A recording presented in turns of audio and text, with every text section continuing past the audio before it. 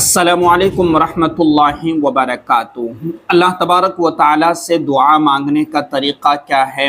کس طریقے سے اللہ تبارک و تعالیٰ سے دعائیں مانگے تاکہ ہماری دعائیں جلدی قبول ہو جائے؟ ہم کافی عرصے سے کافی ٹائم سے دعائیں کر رہے ہیں، دعائیں مانگ رہے ہیں، لیکن کہیں سے ہماری دعائیں قبول ہوتی ہوئی ہمیں نظر نہیں آتی ہے۔ کافی پریشان ہو گئے، تھک گئے اور ہم اپنی زندگی کی مشکلات سے لڑ رہے ہیں، لیکن ہماری دعائیں قبول نہیں ہو رہی ہے۔ تو کہیں نہ کہیں ہماری دعا کے مانگنے میں کمی ہے، کمزوری ہے، کہیں نہ کہیں ہماری دعا کے مانگنے میں غلطیاں ہے کہ جس کی وجہ سے ہماری دعائیں قبول نہیں ہو رہی ہے۔ تو آج ہم جانیں گے وہ 5 چیزیں کہ جن کو ہمیں اپنے ذہن میں رکھ کر کے اور جن کو اہتمام کے ساتھ دعا کرتے وقت ہمیں ان کا اہتمام کرنا ہے۔ یقیناً اللہ تبارک و تعالیٰ ان چیزوں کی وجہ سے ہماری دعائیں ضرور قبول کرے گا۔ یہ وہ 5 چیزیں ہیں کہ جو ہماری زندگی بدل سکتی ہے اور ہماری دعائیں جلدی قبول ہو سکتی ہے، اور دعا کی قبولیت کے لیے یہ 5 چیزیں بہت مددگار اور اہم ہو سکتی ہے۔ آئیے کیا ہے وہ 5 چیزیں کہ جو ہمیں اپنی دعا کے وقت یاد رکھنا چاہیے اور ان کا اہتمام کرنا چاہیے۔ سب سے پہلی چیز ہے دعا کرتے وقت اپنی نیت کو صاف رکھنا، اپنی نیت کو پاکیزہ کرنا کہ میں صرف اور صرف اللہ کے رضا کے لیے اور اللہ کو خوش کرنے کے لیے دعائیں کر رہا ہوں، نہ کہ لوگوں کو دکھلانے کے لیے، نہ کہ لوگوں کو خوش کرنے کے لیے۔ میں صرف اللہ کی رضا کے لیے دعا کر رہا ہوں، کیونکہ اللہ سے جو مانگتا ہے اللہ اس سے خوش ہوتا ہے۔ تو میں اللہ سے مانگوں گا یا میں اللہ سے دعائیں کروں گی تو اللہ مجھ سے خوش ہو جائے گا۔ اخلاص کی بات یہ ہے کہ جو شخص اخلاص سے جو بھی عمل کرتا ہے اللہ اسے ضرور قبول کرتا ہے۔ ایک شخص ہے جو 10 روپیہ اللہ کی راہ میں خرچ کرتا ہے اخلاص کے ساتھ، اللہ اسے فوراً قبول کر لیتا ہے۔ اور ایک وہ شخص ہے کہ جو سونے کا پہاڑ یا ایک ڈھیر سارا مال سونے کا یا روپیوں کا خرچ کرتا ہے لیکن دکھلانے کے لیے، شہرت کے لیے، تو اللہ اسے ذرہ برابر قبول نہیں کرتا ہے۔ تو مال کے اعتبار سے سونا اور چاندی زیادہ ہے اور یہ 10 روپیہ کم ہے، لیکن یہ صرف لوگوں کے نظر میں ہے۔ اللہ کے نظر میں قابل قبول وہ ہے کہ جو تھوڑا ہی صحیح لیکن اخلاص کے ساتھ ہو۔ تو ہم جب بھی دعا کریں تو اللہ کے رضا کے لیے دعا کریں۔ دوسری چیز ہے کہ جب ہم اللہ تبارک و تعالیٰ سے دعائیں کریں تو دعا کی قبولیت کے یقین کے ساتھ دعا کریں۔ حدیث مبارکہ کے اندر آتا ہے، اللہ کے رسول صلی اللہ علیہ وسلم نے یہ بات ارشاد فرمائی ہے کہ جب دعا مانگو تو اللہ تبارک و تعالیٰ سے یقین کے ساتھ مانگو، کیونکہ اللہ کے لیے کوئی چیز مشکل نہیں ہے۔ یاد رکھے گا کہ جو چیزیں ہمیں ناممکن نظر آتی ہے، جو چیزیں ہمیں ہوتی ہوئی نظر نہیں آتی ہے، یا جو چیزیں ہمارے لیے مشکل ہے، اسباب نہیں ہے، ذرائع نہیں ہے، ہمیں مشکل لگ رہا ہے اور ایسا لگتا ہے کہ اب ہمارے لیے کوئی راستہ نہیں ہے، کچھ ہمیں نظر نہیں آتا ہے کہ کیا کرنا ہے، لیکن اللہ کے لیے یہ سب کچھ آسان ہے، کوئی مشکل نہیں ہے۔ تو اللہ سے دعا کرے کہ اللہ ضرور میرے لیے یہ مشکل ہے اور میرے لیے ناممکن ہے، مجھ سے نہیں ہوگا، اے اللہ آپ میری مدد فرما دیجیے اور میرے لیے آسانی کا معاملہ فرما دیجیے، عافیت کا معاملہ فرما دیجیے، رحم و کرم کا معاملہ فرما دیجیے۔ آپ کے لیے یہ سب چیزیں آسان ہیں، آپ بس اپنا کن فرما دیجیے اور میرے لیے یہ کام ہو جاوے گا۔ تو اللہ سے اتنے پختہ یقین کے ساتھ دعائیں کرنا ہے۔ اسی طریقے سے وضو اور پاکیزگی کا اہتمام کریں۔ جب بھی ہم دعا کرنے کے لیے بیٹھیں تو کوشش یہ کریں کہ ہم باوضو ہو، وضو کر کے بیٹھے، اور نماز کے بعد خصوصاً جو بھی نماز ہو، چاہے فجر کی ہو، ظہر، عصر، مغرب، عشاء، جو بھی نماز ہو، یا نفل نماز ہم پڑھ رہے ہو یا تہجد کی نماز ادا کر رہے ہو، ہر نماز کے بعد اپنے خاص مقصد کے لیے دعا کرنے کا ضرور اہتمام کرے، کیونکہ نماز کے بعد کا جو وقت ہے وہ قبولیت کا ہوتا ہے اور اللہ تبارک و تعالیٰ اس وقت کی دعا کو بھی ضرور قبول فرماتا ہے۔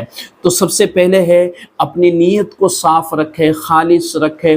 دوسری چیز ہے کہ اپنے یقین اور اپنے ایمان کو مضبوط رکھے، اللہ پر اعتماد رکھے، کبھی اللہ سے نا امید نہ ہو، مایوس نہ ہو۔ تیسری چیز ہے پاکیزگی کے ساتھ اور وضو کے اہتمام کے ساتھ اللہ تبارک و تعالیٰ سے دعا کرے۔ اسی طریقے سے جب بھی ہم دعا کرنے کے لیے بیٹھے تو اللہ تبارک و تعالیٰ کے لیے تعریفی کلمات جو ہے، اللہ تبارک و تعالیٰ کی شان میں تعریفی کلمات کا ہے، اسماء حسنہ، جیسے اللہ لا الہ الا هو الحی القیوم، الرحمن الرحیم، مالک یوم الدین۔ اسی طریقے سے هو اللہ الذی لا الہ الا هو الرحمن الرحیم، الملک القدوس السلام المؤمن المہیمن العزیز الجبار المتکبر، سبحان اللہ عما یشرکون۔ تو یہ جو کلمات ہے، اور اسی طریقے سے 99 جو اللہ کے صفتی نام ہیں، ان صفتی نام کو یاد کر کے رکھے، ان صفتی نام کو اپنے لیے جو ہے ان میں سے جتنے بھی یاد ہو جائے، چاہے 99 یاد ہو جائے، مکمل یاد ہو جائے، یا 10 20 25 50 یاد ہو جائے، ان کو یاد کر کے رکھے اور اپنی دعا سے پہلے ان کو پڑھے اور خاص توجہ کے ساتھ پڑھے۔ پھر درود شریف پڑھے، اللہم صلی علی محمد وعلی آل محمد کما صلیت علی ابراہیم وعلی آل ابراہیم انک حمید مجید۔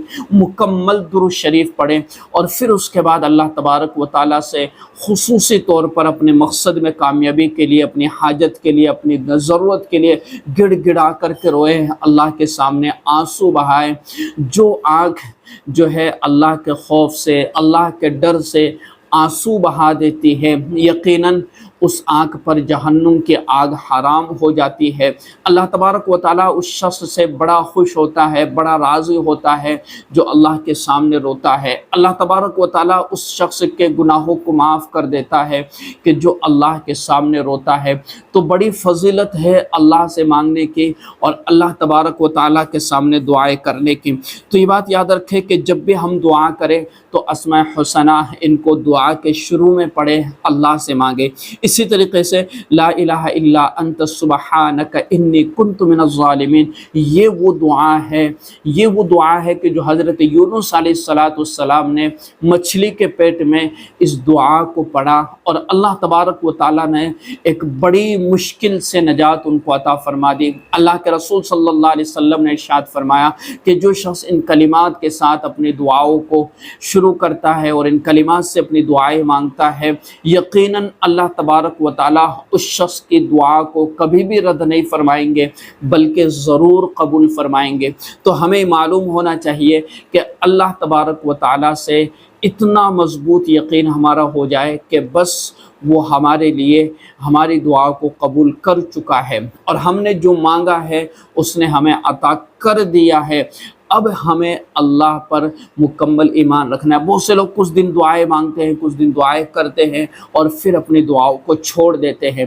تو ہمیں دعاؤں کو مانگنا کبھی نہیں چھوڑنا ہے، بلکہ اللہ تبارک و تعالیٰ سے ہمیں دعائیں مانگتے رہنا ہے۔ اس سے اللہ تبارک و تعالیٰ سے ایک خاص تعلق پیدا ہوتا ہے، اور اللہ تبارک و تعالیٰ سے محبت پیدا ہوتی ہے، اور اللہ تبارک و تعالیٰ اپنے بندوں کے مسائل کو حل کر دیتا ہے۔ قرآن کریم کے اندر بھی فرمایا گیا کہ یا ایھا الذین آمنوا استعینوا بالصبر والصلاۃ، کہ ایمان والوں نماز کے ذریعے سے اور صبر کے ذریعے سے اللہ تبارک و تعالیٰ سے مدد طلب کرو۔